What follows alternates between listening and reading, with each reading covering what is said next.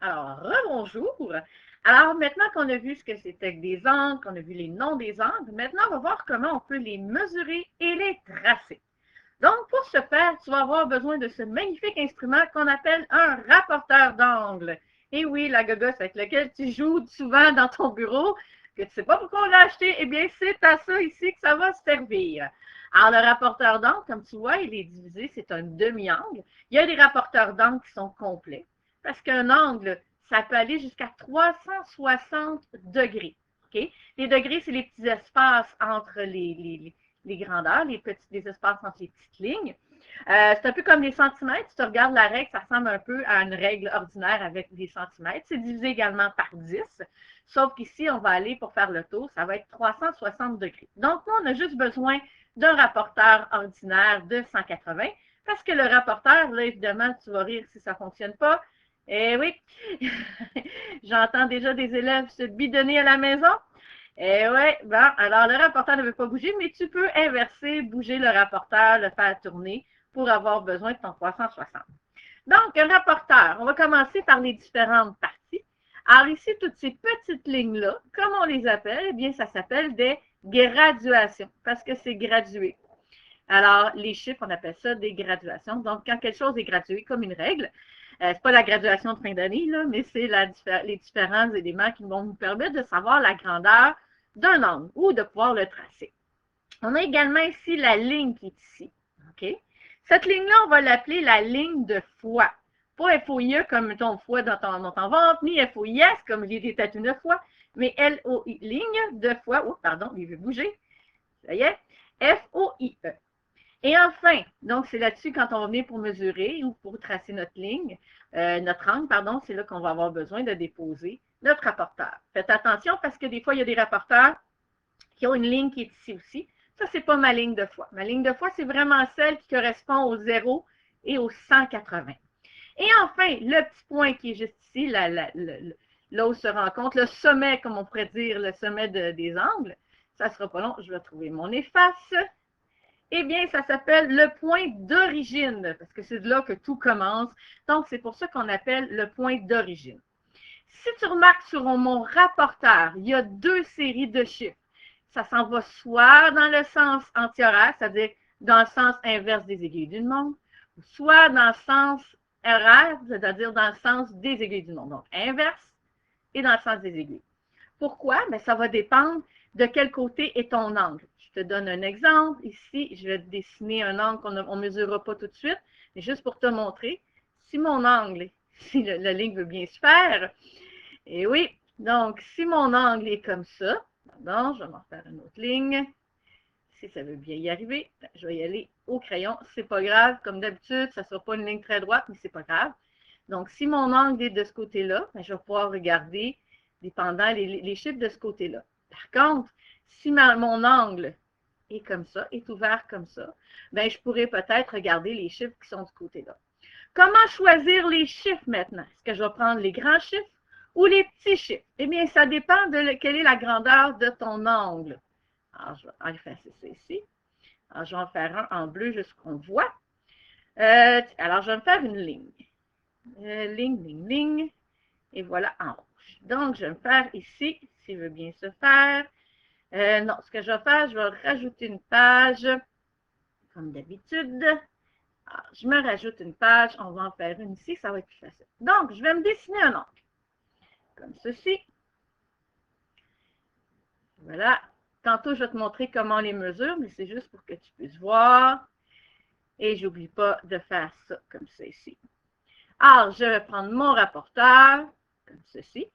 Alors, je vais le placer. Comme je t'ai dit tantôt, je vais te le montrer un peu plus dans la prochaine page, comment ça fonctionne. Mais c'est juste te montrer comment je vais faire pour choisir quel angle. Alors, je vais changer ici. Bon, il s'ouvre tout seul. Mon rapporteur d'angle est en vie. Ça ne sera pas bien, bien long. Il va finir par arrêter de grandir. Bien. Ah, lâche pas. Il est gelé. Alors, je te reviens dans 2 petites secondes. Alors, me revoilà. Désolée pour le petit problème technique, comme d'habitude. Et voilà, c'est reparti. Donc, j'ai mon angle qui est ici. Alors, je vais déposer mon rapporteur d'angle si je peux y arriver. Et voilà. Et là, je m'aperçois que ça arrive à deux endroits. Donc, en fait, deux endroits, ça peut être soit la réponse qui est ici ou la réponse qui est là. Okay? Donc, si je regarde entre 30 et 40, quand je prends celui-là, ça se mesure dans ce sens-là. Donc, 130, 131, 132, 133, 134, 135, 136, 137. Donc, je pourrais avoir soit l'option 137 degrés, excusez, ou je pourrais avoir l'option, si je prends les chiffres qui sont en bas, alors, oups, alors si je commence ici, alors j'ai 40, 41, 42, 43. Donc, ça pourrait être aussi 43 degrés. OK? Comment je vais faire pour choisir lequel je prends entre 137 et 43, pardon? C'est très simple. Je regarde mon angle. Alors, si je peux déplacer ceci. On va y arriver. Alors, si je regarde mon angle, je m'aperçois que cet angle-là est un angle aigu. Et on a vu tantôt que les angles aigus, c'était des angles qui se situaient entre 1 et 89 degrés. Donc, ça veut dire que la réponse que je vais prendre, c'est mon 43. Donc, c'est pour ça qu'il faut regarder la mesure sur le rapporteur, mais il faut également regarder la grandeur de notre angle, de quel angle on parle. S'il s'agit d'un angle aigu, c'est sûr qu'on va prendre le chiffre qui est le plus petit. Si c'est un angle obtus, eh bien, on va prendre le chiffre qui est le plus grand. Je vais te faire un autre exemple en espérant que ça fonctionne mieux. On va prendre une chance.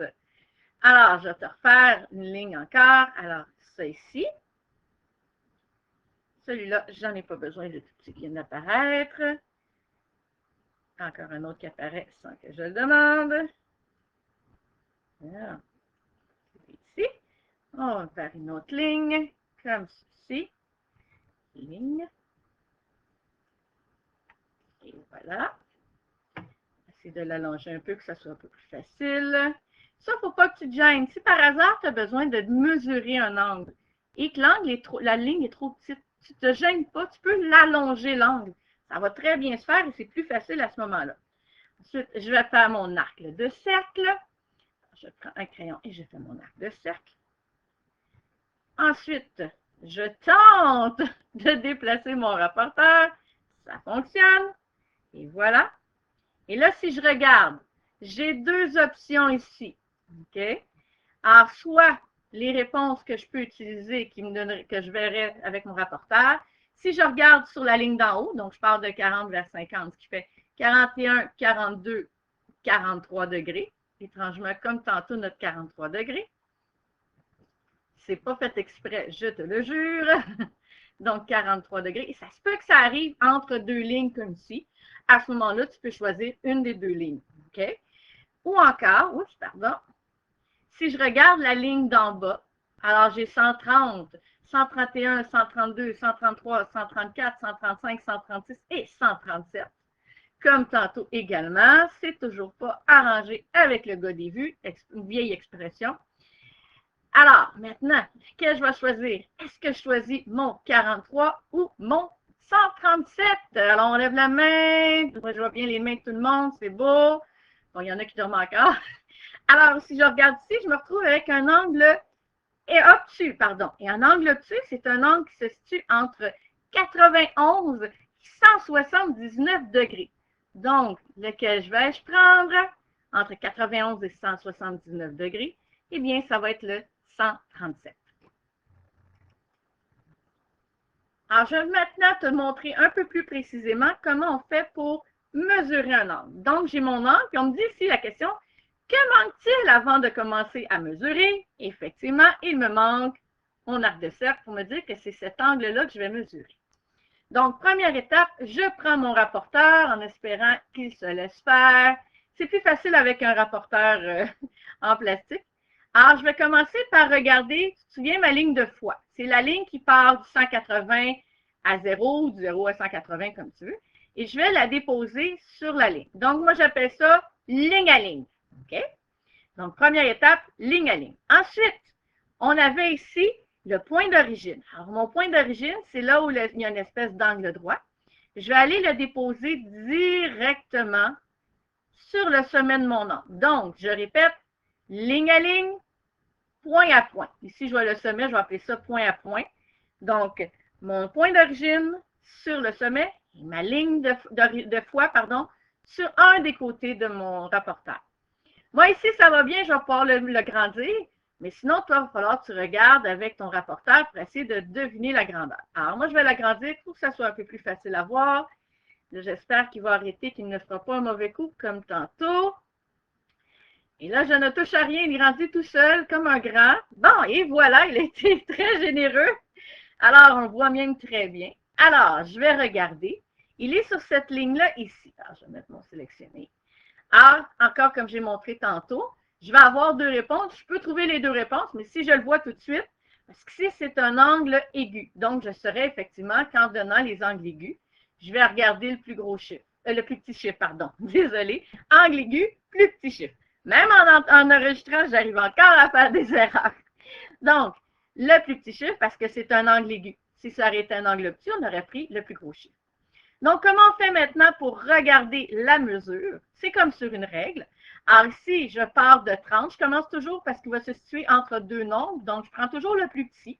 Et là, je peux aller jusqu'au bout. Donc, ici, ça va être 30, 31, 32, 33. Donc, ici, ça serait, oups, je ne sais pas pourquoi il a fait ça. Je recommence, 33 degrés. OK. Si par hasard, j'avais mesuré avec les chiffres qui sont en haut, et là, je commencerais, j'ai entre 140 et 150. Donc, je commencerai avec 140, 141, 142, 143, 144, 145, 146 et 147. Donc, quand on y va de ce sens-là, en fait, dans tous les sens, on commence toujours par le plus petit chiffre. On compte le nombre de bons. Donc, ici, 30, 31, 32, 33. Ici, je commence par mon plus petit chiffre, 140, 51, 52, 53, 144, 145, 146, 147. Et voilà, pour mesurer un angle, je répète, ligne de foi sur un des côtés de ton angle, pardon, le point d'origine sur le sommet de ton angle, et là, tu regardes ta ligne jusqu'à où elle va. Tu détermines, est-ce que c'est un angle aigu ou est-ce que c'est un angle obtus? Et là, tu choisis, est-ce que je prends les petits chiffres ou les grands chiffres? Je rappelle aussi, si tu as besoin d'allonger ta ligne pour mieux voir, ne te gêne pas. Dernier élément de cette petite vidéo, comment on fait pour tracer un angle maintenant? C'est pas compliqué. Première chose que tu vas avoir à faire avec une règle, n'est-ce pas? Pour ceux qui n'en ont pas, on en cherche une. Première chose que tu vas faire, tu vas te tracer une ligne droite. Et voilà. Ensuite, tu vas avoir à déterminer quel angle tu as besoin de tracer. Ici, pour la cause, je vais me demander de tracer un angle de 53. Oups, excusez, c'était pas le bon crayon. On va recommencer.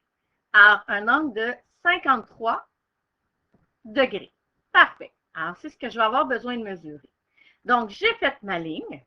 Deuxième étape, je vais déposer mon rapporteur. Alors, comme tantôt pour mesurer, alors, c'est-à-dire ligne de foi sur la ligne, donc ligne sur la ligne. Et ensuite, ici, mon point d'origine, je vais le déposer sur un des deux côtés. Je pourrais le mettre ici, mais je vais le mettre de ce côté-ci. OK. Alors, je répète, j'ai tracé ma ligne, j'ai mis la ligne de foi sur cette ligne-là, et j'ai mis mon sommet, le bout de ma ligne sur le point d'origine. Alors, ce que je vais faire ici, je vais agrandir mon rapporteur. On va le laisser aller, il fait tout seul comme un grand, et je ne sais pas quand est-ce que ça va arrêter. Bon, on va le replacer, c'est pas grave. Alors, je repositionne mon rapporteur. Toi, tu es chanceux, tu n'auras pas nécessairement besoin de le repositionner. Ensuite, moi, je dois faire un angle de 53 degrés. Alors, je vais essayer de me prendre un crayon. Là, j'espère que ça va fonctionner parce qu'avec le rapporteur sur le TNI, ce n'est pas toujours facile. Alors, ici, je regarde ce que je vais prendre parce que si je remarque de l'autre côté, si je le déplace, j'aurai un 53 dans ce coin-là et j'ai un 53 dans ce coin-là. Si je le prends dans ce coin-là puis je fais ma ligne, je vais m'apercevoir que je vais obtenir un angle obtus. C'est pas bon. Si je le prends de ce côté-là et je fais ma ligne, je vais avoir un angle aigu. C'est le bon côté. Donc, je replace mon rapporteur ligne sur la ligne de foi, point d'origine avec un des bouts, une des extrémités de ma droite. Et là, je regarde où est l'angle de 53 degrés. Donc, je regarde ici, 10, 20, 30, 40, 50. Et là, je regarde 51, 52, 53. Donc, je vais me faire un petit point qui est juste ici. Je peux ensuite retirer, si j'y arrive, je peux retirer mon rapporteur d'angle. Et là, ce qui va me rester à faire avec un crayon et toujours une règle, partir, là, je vais juste vérifier, j'ai bien, oui, j'ai le bon appareil, partir de mon petit point et aller jusqu'à mon sommet ici, comme ceci. Et voilà. Et enfin, il me manque une dernière étape, c'est de mettre mon arc de cercle. Donc, je répète, première étape, je fais ma ligne. Ensuite, je déplace mon rapporteur pour le mettre ligne sur ligne et le point d'origine sur un des côtés de mon angle. Ensuite, je cherche le 53, donc du bon côté. Ici, je cherche un angle aigu, donc je vais prendre les plus petits chiffres. 10, 20, 30, 40, 50. Je m'en vais au bout. 51, 52, 53. Je me suis fait un petit point de repère. J'enlève le rapporteur qui est dans le chemin. Là. Et avec une règle et un crayon, j'ai pu relier mon point avec le sommet, comme ceci. Et j'ai mis mon arc de cercle. Donc ici, j'ai un angle de 53 degrés. Ah,